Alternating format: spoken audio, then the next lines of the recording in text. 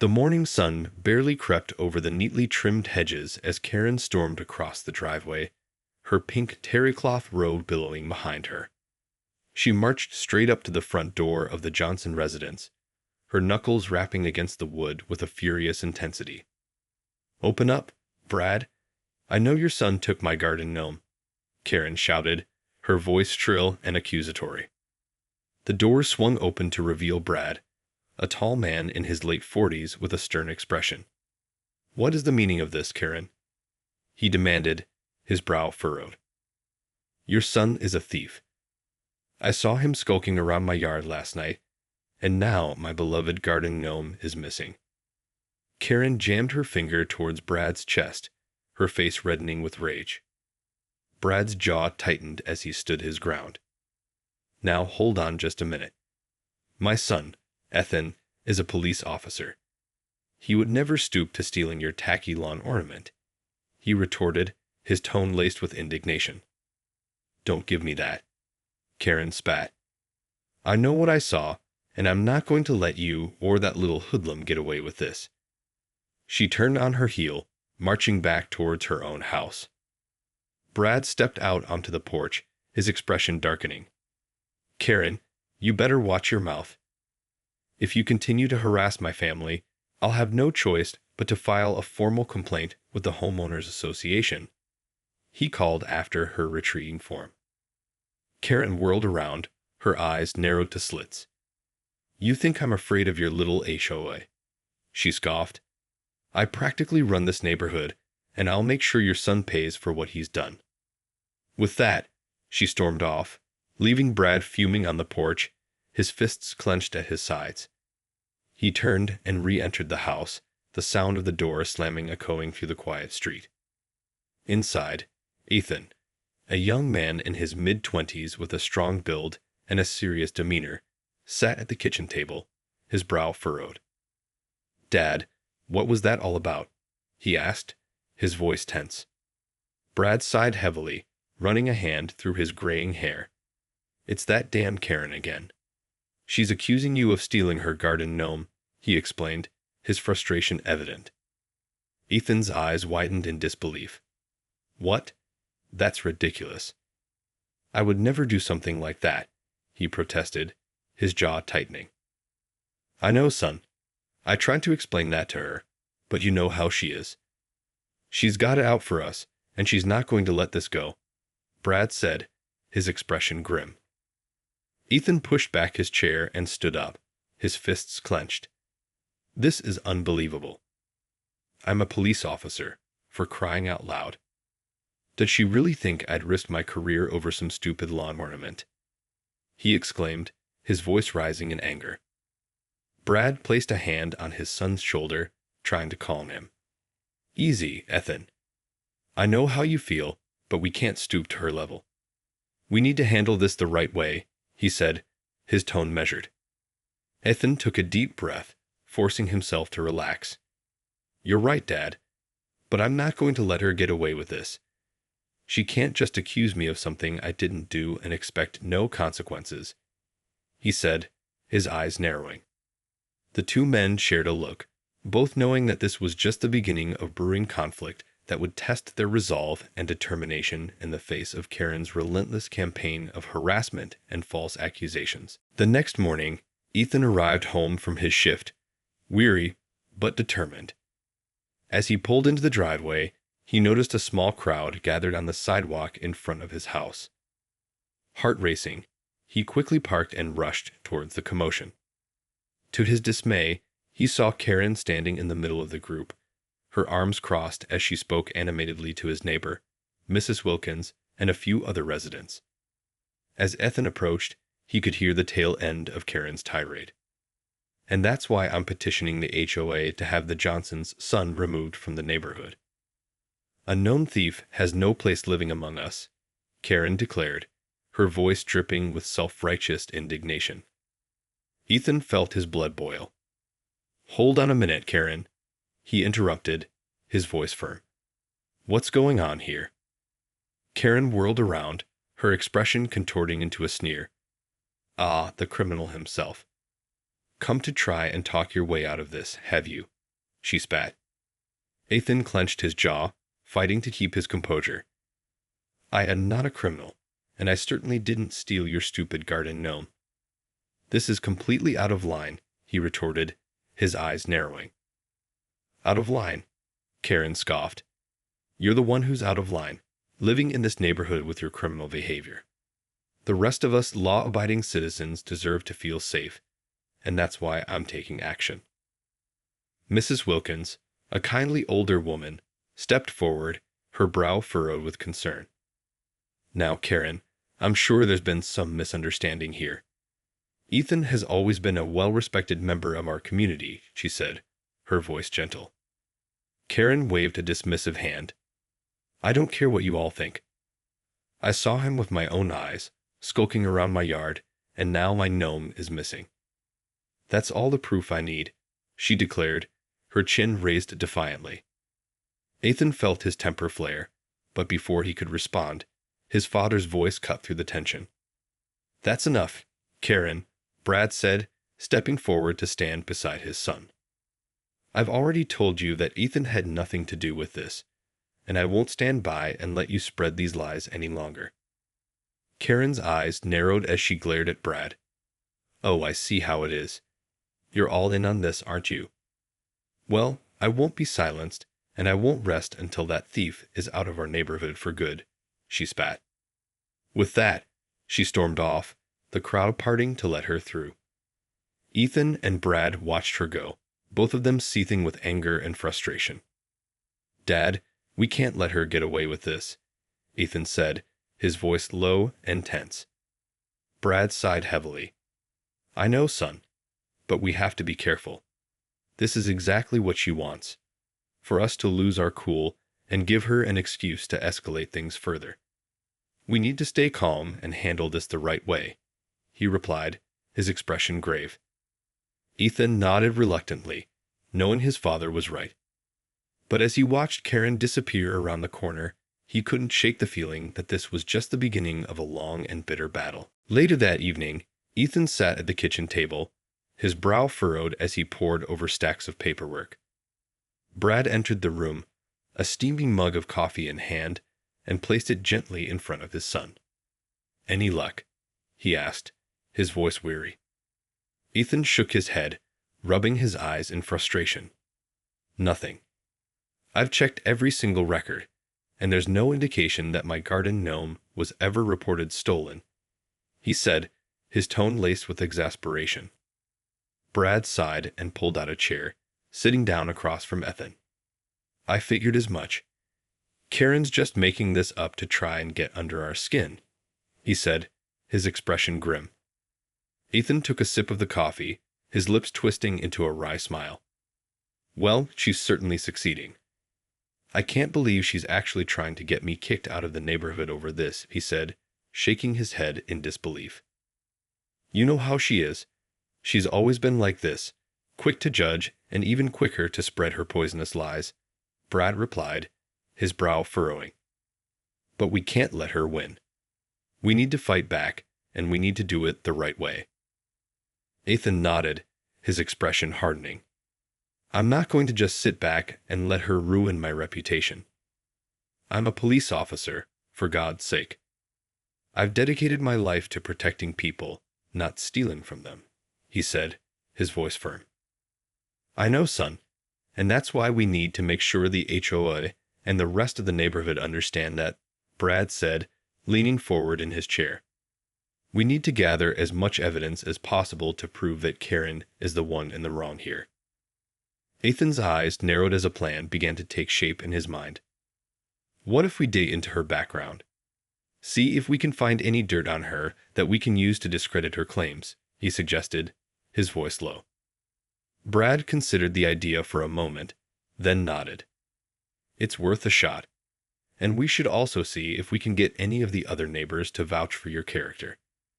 Show the HOA that you're a respected member of the community, not some common criminal, he said. Ethan felt a surge of determination. All right, let's do it. I'm not going to let Karen ruin everything I've worked for, he said, his jaw set with resolve. The two men set to work, compiling a dossier of evidence that would refute Karen's accusations and demonstrate Ethan's upstanding character. As they pored over documents and reached out to their neighbors, they could feel the tension in the air, knowing that this was just the calm before the storm. Karen, they knew, would not go down without a fight. But Ethan and Brad were determined to stand their ground, to defend their family's reputation and their place in the community. Whatever happened, they were ready to face it head-on, united in their commitment to the truth and their refusal to be cowed by Karen's malicious tactics. As the night wore on, the two men worked tirelessly, their resolve hardening with each passing hour. They knew that the battle ahead would be hard-fought, but they were prepared to do whatever it took to ensure that justice prevailed. The next day, Ethan and Brad arrived at the HOA meeting, their faces set with determination. The small community center was buzzing with activity as the residents gathered, and Ethan could feel the weight of their stares as he and his father took their seats. Karen was already there, her expression smug, as she leaned in to whisper something to the HOA president, Mrs. Sampson. Ethan felt his jaw tighten, but he forced himself to remain calm, knowing that this was their chance to set the record straight. As the meeting commenced, Mrs. Sampson cleared her throat and turned her attention to the Johnsons. "All right, let's address the issue that's been raised regarding Ethan Johnson," she said, her voice measured. Karen stood up, a self-satisfied grin spreading across her face. "Thank you, Mrs. Sampson. As you all know, I've been the victim of a terrible crime. My beloved garden gnome was stolen from my yard, and I have evidence that Ethan was the one who took it," she declared, her tone dripping with false concern.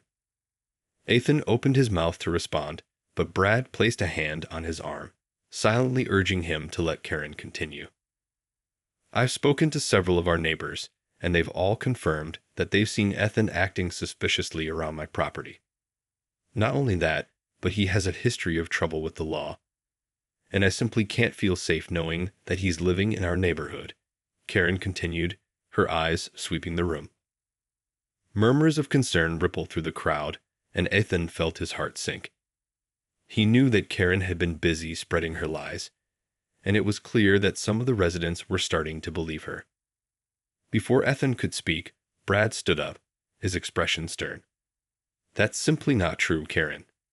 Ethan is a respected member of the community and a police officer who has dedicated his life to serving and protecting others. He would never do something like this," he said, his voice unwavering. Karen scoffed, her eyes narrowing. "Oh, please.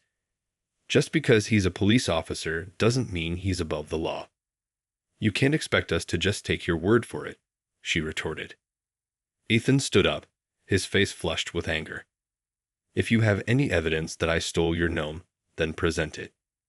Otherwise, your accusations are nothing more than baseless lies," he said, his voice low and tight. Mrs. Sampson held up a hand, silencing the room. "Now let's all take a deep breath and try to approach this calmly and rationally. We need to hear both sides of the story before we can make any decisions," she said, her expression serious. Ethan and Brad nodded, and Ethan began to present the evidence they had gathered: the lack of any police report, the character references from their neighbors, and Karen's history of making unfounded claims against other residents. As the meeting progressed, it became clear that Karen's accusations were starting to unravel. The other residents listened intently, their expressions shifting from concern to skepticism as Ethan and Brad laid out their case. In the end, Mrs. Sampson made it clear that the HOA would not be taking any action against Ethan based on Karen's allegations. Fuming, Karen stormed out of the meeting, her face flushed with rage. Ethan and Brad exchanged a relieved glance, knowing that this was just the first round in what was sure to be a long and bitter battle. As the meeting came to a close, Ethan and Brad found themselves surrounded by a group of their neighbors, all offering words of support and apology. "I'm so sorry we doubted you, Ethan. We should have known Karen was up to her old tricks," Mrs. Wilkins said, her expression contrite. Ethan offered her a small smile. "It's all right, Mrs. Wilkins. I know how persuasive Karen can be when she sets her mind to something, he replied, his tone forgiving. Well, you can count on us to have your back from now on. That woman needs to be put in her place. Mr. Denton, a gruff-looking man who lived a few doors down, said, his voice gruff but sincere. Ethan nodded, grateful for the show of support. Thanks, Mr. Denton. We're going to need all the help we can get if we're going to put an end to Karen's nonsense. As the crowd dispersed, Ethan and Brad made their way towards the exit, both of them feeling a sense of relief and cautious optimism. Well, that went better than I expected, Brad said, his brow furrowing. But I have a feeling this isn't over. Ethan nodded, his expression grim. You're right. Karen's not going to let this go. She's too stubborn and spiteful to just accept defeat, he replied, his hands clenching into fists. The two men stepped outside, only to find Karen waiting for them, her eyes narrowed with rage. You think you've won, don't you? She spat, her voice dripping with venom. Well, let me tell you something. This is far from over. I'm going to make sure you both pay for what you've done. Ethan felt his temper flare, but Brad placed a restraining hand on his son's arm. Karen, we've already proven that your accusations are false. Why don't you just let this go and focus on being a good neighbor? He said, his tone measured. Karen let out a harsh laugh. A good neighbor? Ha! I'm the best neighbor this community has ever seen. And I'm not going to let the likes of you ruin that, she spat. Ethan stepped forward, his eyes narrowed. You know, Karen, I'm a police officer. I know a thing or two about the law, and I can assure you that if you continue to harass my family, we'll have no choice but to file a formal complaint, he said, his voice low and warning. Karen's eyes widened momentarily, but she quickly regained her composure. Oh, please. Like I'm scared of a few empty threats. I have friends in high places, and I'm not afraid to use them, she retorted. Brad sighed, shaking his head. Karen, this has gone on long enough. We've proven our innocence, and the HOA has made it clear that they won't take any action against us. It's time to move on, he said, his tone firm. Karen's lips curled into a malicious grin. Oh, I'm not going anywhere. In fact, I'm just getting started. You two better watch your backs, because I'm going to make your lives a living hell, she hissed, before turning on her heel and storming off. Ethan and Brad watched her go, their expressions grim. They knew that this was far from over, and that Karen was not about to back down without a fight. As they headed back to their car, Ethan felt a sense of dread settle in the pit of his stomach. Whatever happened next, he knew that they were in for a battle unlike any they had ever faced before. Over the next several weeks, Ethan and Brad found themselves engaged in a relentless battle against Karen's increasingly aggressive campaign of harassment and sabotage. First, it was a series of anonymous complaints filed with the HOA, accusing the Johnsons of everything from noise violations to maintaining an unkempt property. Each time, Ethan and Brad were forced to defend themselves, providing evidence and documentation to refute the claims. Then, Karen began targeting Ethan's professional life, contacting his superiors at the police department with unfounded allegations of misconduct. Ethan spent countless hours meeting with his commanding officers, reassuring them of his integrity and dedication to his job. But the breaking point came when Karen orchestrated a coordinated effort to have the Johnsons' home vandalized. One morning, Ethan and Brad awoke to find their carefully tended garden trampled, their lawn furniture overturned, and their front door adorned with a crude, hateful message scrawled in spray paint. Thieves, get out of our neighborhood. The message read, its jagged letters a stark reminder of the depths to which Karen was willing to sink. Ethan felt his blood boil as he surveyed the damage, his hands clenched into fists. That's it, Dad. I'm done playing by the rules. It's time to take this to the police, he said, his voice trembling with barely contained fury. Brad placed a hand on his son's shoulder, his expression grave. I know, son, but we have to be careful. Karen's got friends in high places, remember? We need to make sure we do this the right way, or she'll just find a way to turn it against us," he said, his tone cautioning. Ethan took a deep breath, forcing himself to calm down. "You're right, but I can't just sit back and let her get away with this. We need to hit her where it hurts, in her precious HOA," he said, a plan forming in his mind. In the days that followed, Ethan and Brad worked tirelessly, gathering evidence of Karen's campaign of harassment and filing formal complaints with the HOA. They reached out to their neighbors, rallying support and exposing the truth behind Karen's lies. Finally, the day of the crucial HOA meeting arrived, and the Johnsons found themselves at the center of a heated debate. Karen, her face flushed with desperation, tried to spin the narrative in her favor, but Ethan and Brad remained steadfast, presenting a compelling case that left the other residents stunned. As the meeting drew to a close, Mrs. Sampson rose from her seat, her expression grave. "After reviewing the evidence presented by both parties, the HOA has come to a decision," she announced, her voice carrying a sense of finality. Karen's eyes widened with a glimmer of hope, but that hope quickly faded as Mrs. Sampson continued. "It is the decision of this HOA that Karen Jennings be removed from her position as a member of the board, effective immediately. Furthermore, she is to be placed on probation, with any further incidents of harassment or misconduct resulting in her expulsion from the community," Mrs. Sampson declared, her tone unwavering. The room erupted in a mixture of gasps and murmurs, and Karen's face contorted with rage as she realized the full extent of her defeat.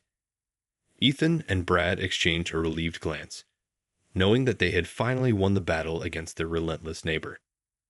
But as they walked out of the meeting, both men couldn't help but feel a sense of unease, knowing that this was just the beginning of a new chapter in the ongoing war with Karen. In the weeks that followed the HOA's decision, Ethan and Brad found themselves in a state of uneasy calm.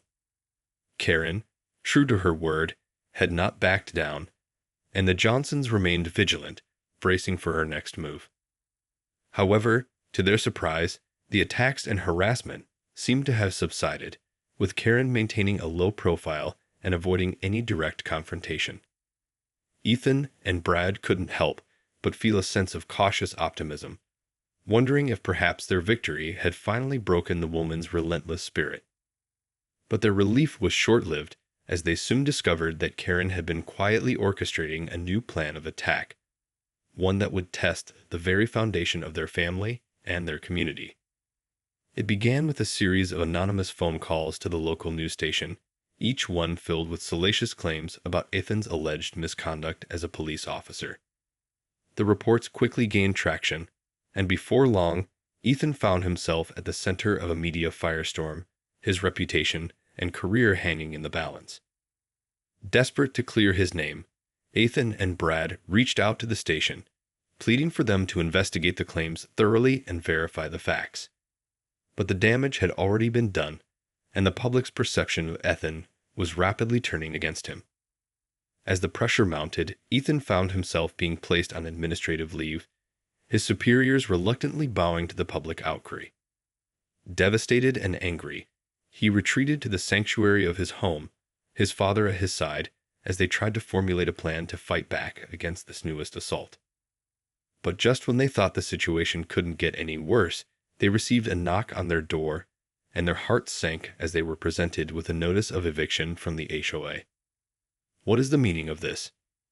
Brad demanded, his voice trembling with rage. The HOA representative, a meek-looking woman, shifted uncomfortably. "I'm sorry, Mr. Johnson, but the board has voted to revoke your family's membership in the HOA. Given the recent allegations against your son and the ongoing disruptions caused by your neighbor, we feel it's in the best interest of the community to ask you to vacate the premises," she explained, her tone apologetic but firm. Ethan felt his world crumbling around him, his dream of a peaceful, law-abiding life in this community now reduced to ashes. He knew that Karen had orchestrated this, her relentless campaign of lies and sabotage finally bearing fruit. As the representative left, Ethan and Brad stood in stunned silence, their faces etched with a mixture of disbelief and sorrow. They had fought so hard, put everything on the line, and yet they were still being forced out, their reputations and their very sense of home torn away by the whims of a spiteful and vindictive neighbor. In that moment, Ethan knew that they could no longer afford to play by the rules, to hope that reason and justice would prevail. Karen had crossed a line, and it was time to fight fire with fire, to take the battle to her and reclaim what was rightfully theirs, no matter the cost. With a steely determination in his eyes, Ethan turned to his father, his voice steady and unwavering. "It's time to take this to the next level, Dad. We're going to show Karen that she's met her match." In the aftermath of the devastating eviction notice, Ethan and Brad wasted no time in putting their plan into action. They knew that they had to strike back at Karen with everything they had, leaving no stone unturned in their quest for justice and redemption. First, they reached out to Ethan's colleagues at the police department, leveraging his years of service and exemplary record to garner their support. Ethan's commanding officers, having known him for years, were appalled by the allegations and quickly rallied behind him, vowing to do everything in their power to clear his name. With the backing of the police force, Ethan and Brad began a thorough investigation into Karen's activities, digging deep into her past and uncovering a web of deceit and malicious behavior that stretched far beyond their own neighborhood. They discovered a trail of similar incidents in other communities, where Karen had managed to manipulate the system and turn her neighbors against one another. Armed with this damning evidence, Ethan and Brad approached the local media, determined to counter the negative publicity that had threatened to destroy Ethan's career. This time, they were the ones setting the narrative, painting a clear picture of Karen's manipulative nature and the lengths she had gone to in order to achieve her goals. As the story gained traction, the community began to rally around the Johnsons, with many of their former neighbors coming forward to offer their support and share their own experiences with Karen's relentless harassment. The tide was turning, and Ethan and Brad could feel the momentum shifting in their favor. But Karen was not about to go down without a fight. Realizing that her carefully constructed web of lies was unraveling, she launched a desperate final assault, filing a lawsuit against the Johnsons for defamation and claiming that their actions had caused her significant emotional distress. Ethan and Brad, undaunted by this latest threat, enlisted the help of a skilled legal team, determined to expose the truth and hold Karen accountable for her actions. They spent countless hours poring over evidence, building a rock-solid case that would ultimately bring this long-running feud to a decisive conclusion. As the trial date approached, the tension in the community reached a fever pitch. Karen's supporters rallied around her, convinced that she was the victim of a malicious smear campaign, while the Johnsons' allies stood firm, unwavering in their belief that justice would prevail. When the day of the trial finally arrived, the courtroom was packed, with onlookers and reporters jostling for a better view of the proceedings. Ethan and Brad sat at the defense table, their expressions resolute as they prepared to face their nemesis once and for all. As the trial unfolded, the damning evidence against Karen mounted, with witness after witness coming forward to corroborate the Johnsons' claims. Karen, her composure crumbling, desperately tried to defend herself, but the weight of the evidence was simply too much to overcome. In the end, the judge's verdict was unequivocal. Karen Jennings was found guilty of malicious harassment, defamation, and abuse of power within the HOA. The Johnsons were awarded a substantial monetary settlement, and Karen was ordered to cease all further contact with the family, effectively banishing her from the community she had once sought to control. As Ethan and Brad left the courthouse, they couldn't help but feel a sense of relief and satisfaction. They had weathered the storm, fought against the odds, and emerged victorious, a testament to the power of truth, determination, and the unwavering bond of family.